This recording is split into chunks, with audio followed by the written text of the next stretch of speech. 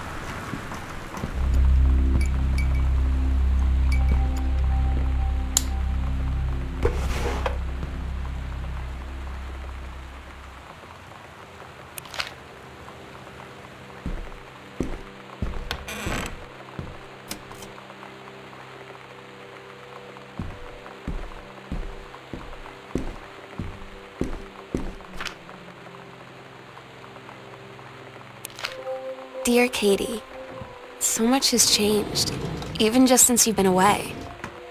We moved into this house. I'm at a new school, and my big sister being gone for a year doesn't make it any easier. It doesn't feel real, but I'm not gonna let it faze me. I used to tell you everything, and if I can't do it in person, because you're off gallivanting around who knows where, I'll tell it to this journal, just like I was talking to you.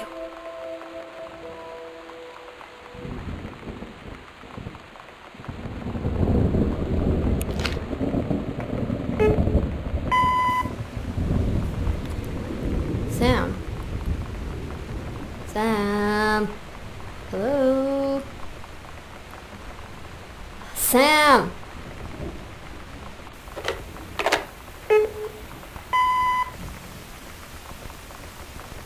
Sam, where are you? Really? I need to talk to you. Please be there.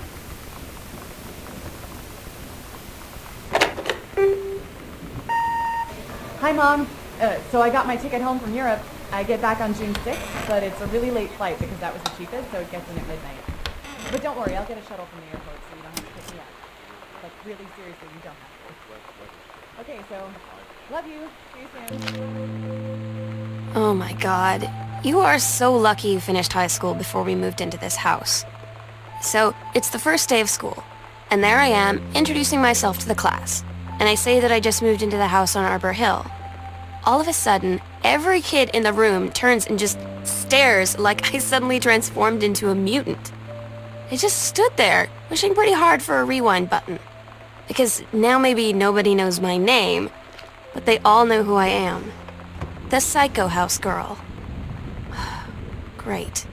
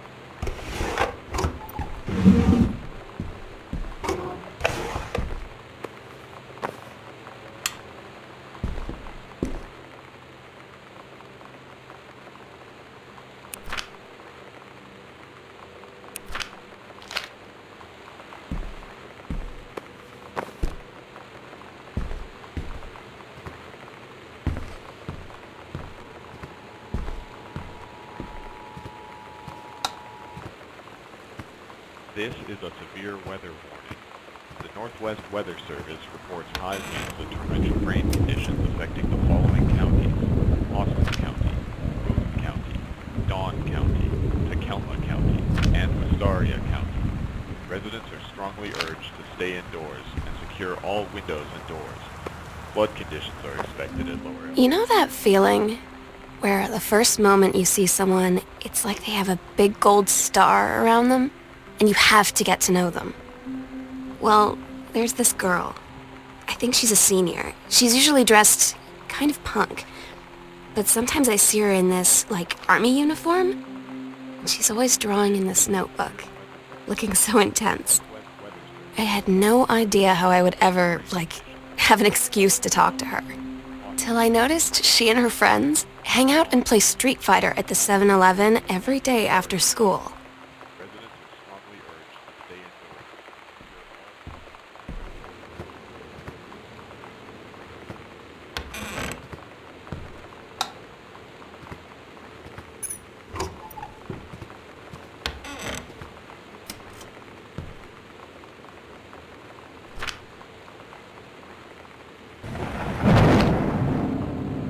When you live in one place your whole life, your next door neighbor is kind of like your default friend. And Daniel only got weirder over the years. So moving away has been a good excuse to, not see him anymore. But he did always have the good Nintendo games. Maybe I'll give him a call.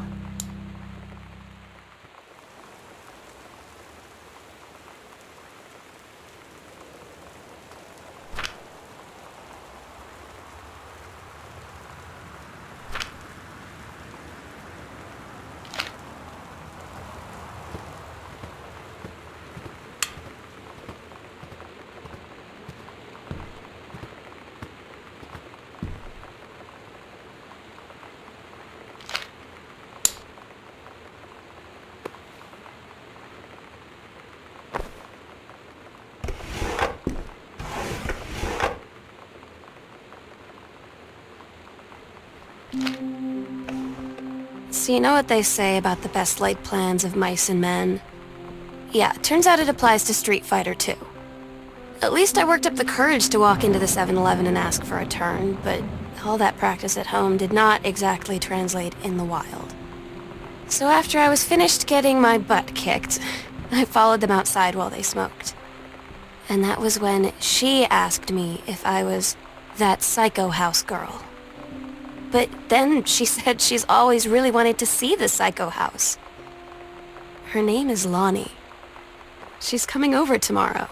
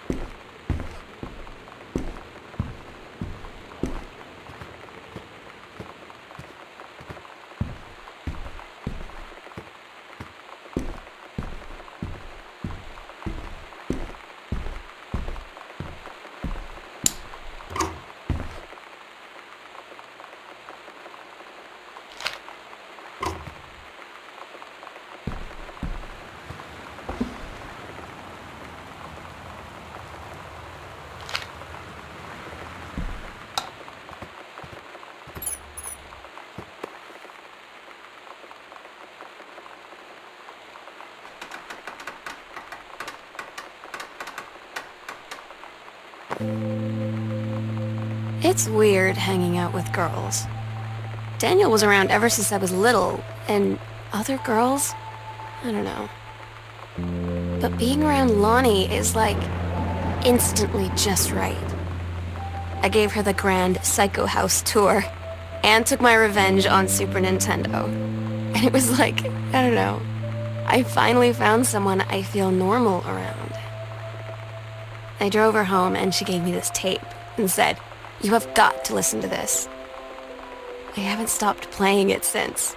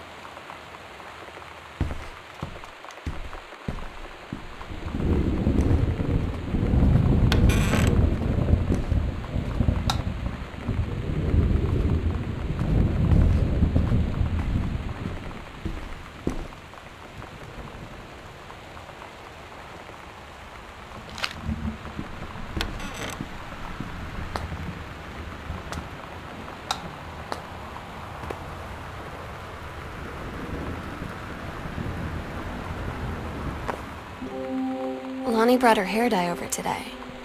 She said, "I need to fix these roots. Think you could help?" Dyeing hair is weirdly intimate.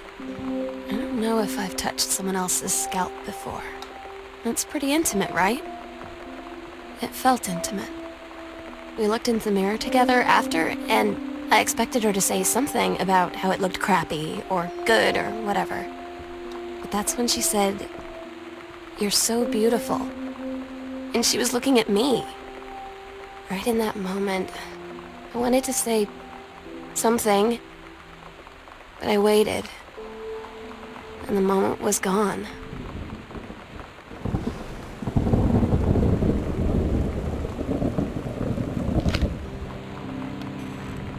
Sometimes you just have to lie to Mom and Dad.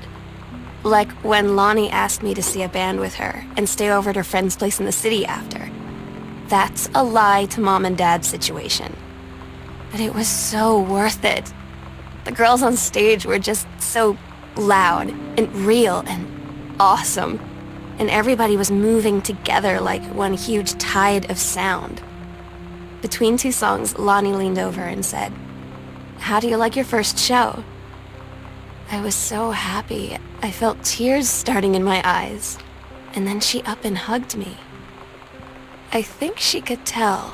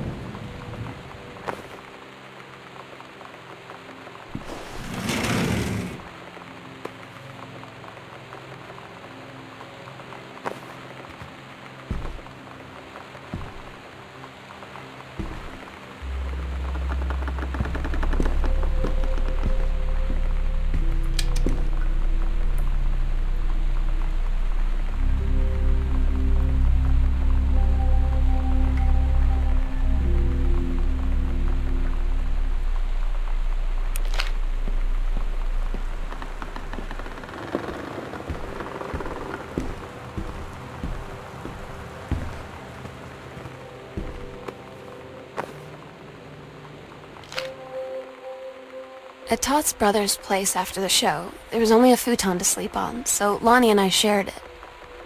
The lights went out. I was turned toward her. My eyes started to adjust, and then I could see she was looking at me, too. In the dark, she smiled. My heart was beating so fast. I rolled over. I felt so, I don't know, nervous.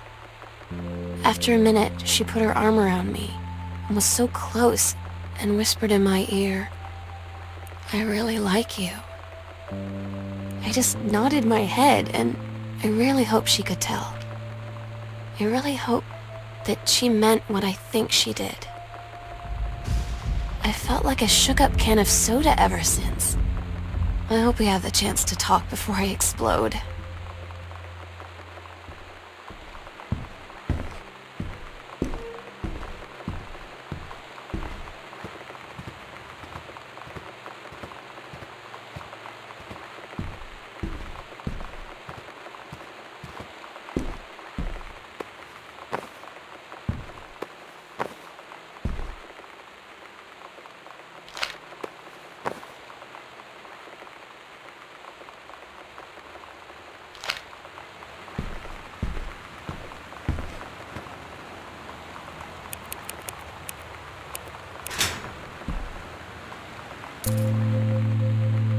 Lonnie came over today, but everything was different. She was sitting at my desk chair, and she wouldn't look at me. Finally, I asked her what was going on. She said she felt like she'd done something wrong that night in the city. Like I must think... But I said no, there was nothing wrong. I just wanted to say... But I couldn't find the words. I felt like I was gonna cry, but I wasn't sad. She got up and sat next to me on the bed. I looked at her. Lonnie, do you think you could ever... And that's when she kissed me.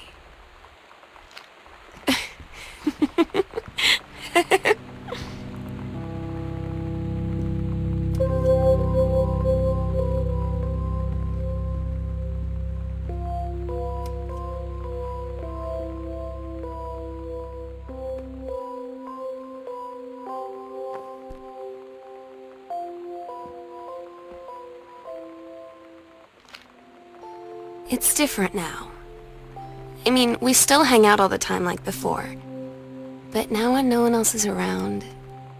Well, you know. So you could say we're dating. But it's secret. Secret dating? I don't know. I mean, I guess that's the real difference. Now when we get off the phone, or go home for the night, or it's just quiet and we're alone, we say I love you.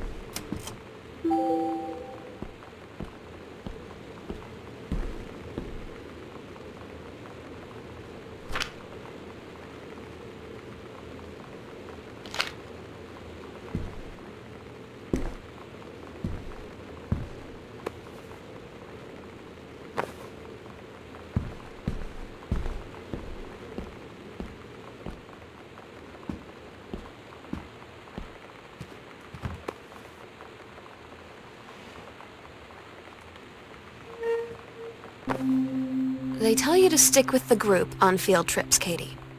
There's a reason for that. Lonnie and I snuck off on the side paths at Multnomah Falls and got a little lost. Okay, a lot lost. Like, for hours. Right before the bus left, we found a trail and came running down the path, soaked and covered in mud, shouting for the bus not to leave. The school called home. Mom and Dad said, "You didn't get into trouble like this before you met that Lonnie girl." But I don't think they know about us. The kids at school, though, I'm really afraid that's a whole other story. Stick with the group, Katie. Stick with the group.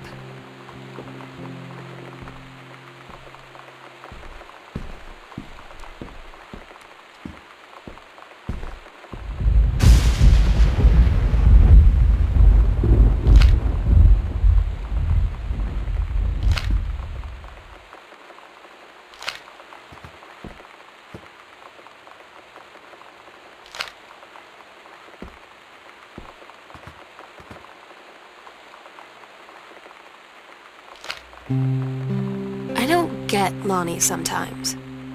Like, her band, and our zine, and her hair, and everything are all anti-authority. But I watch her in JROTC, and she's doing drills in perfect formation, following orders, no question. And there's all this stuff in the news about don't ask, don't tell. Like, she's going to join the army and then have to lie about who she is. She said they don't need to know what they don't need to know. Like it was no big deal. This from the girl who trashed her locker to, like, defend my honor. I've learned when to stop arguing, though. I don't think Lonnie even gets Lonnie sometimes.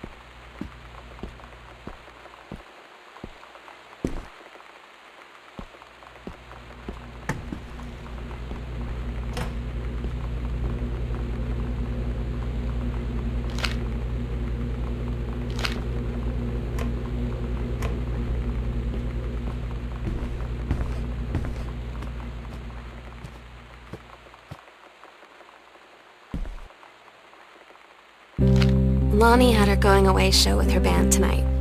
She's so incredible on stage. When she was singing, I could practically forget everything.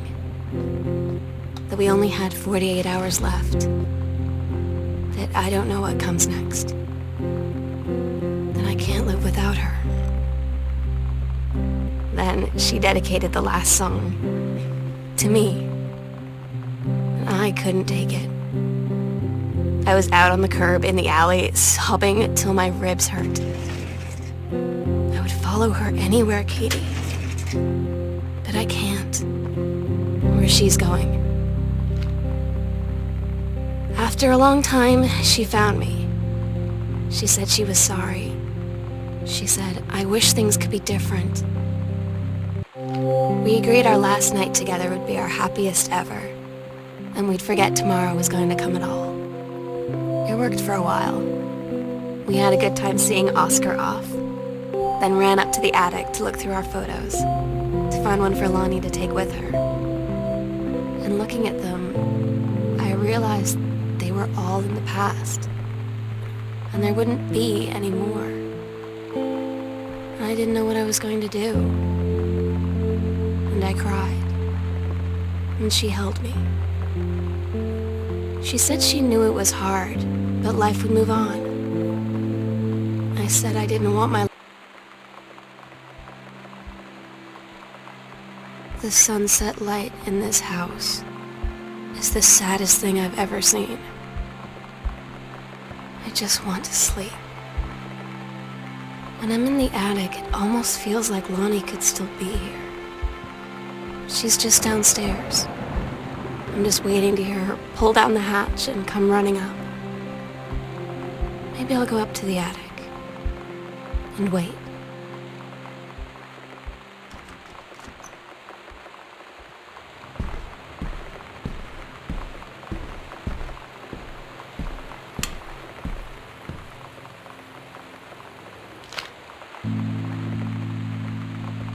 Oh my God.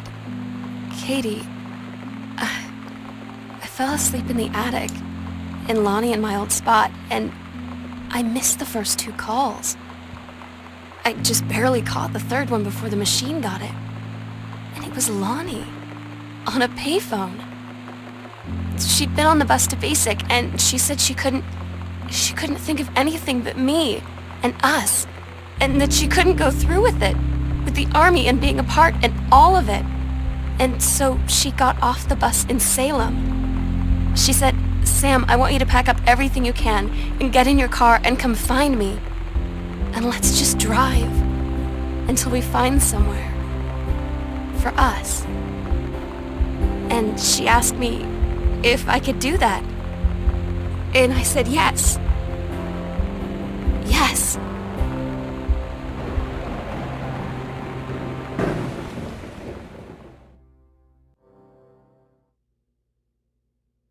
Katie, I'm so sorry that I can't be there to see you in person, that I can't tell you all this myself. But I hope as you read this journal and you think back, that you'll understand why I had to do what I did, and that you won't be sad, and you won't hate me, and you'll just know that I am where I need to be. I love you so much, Katie. I'll see you again someday. Love,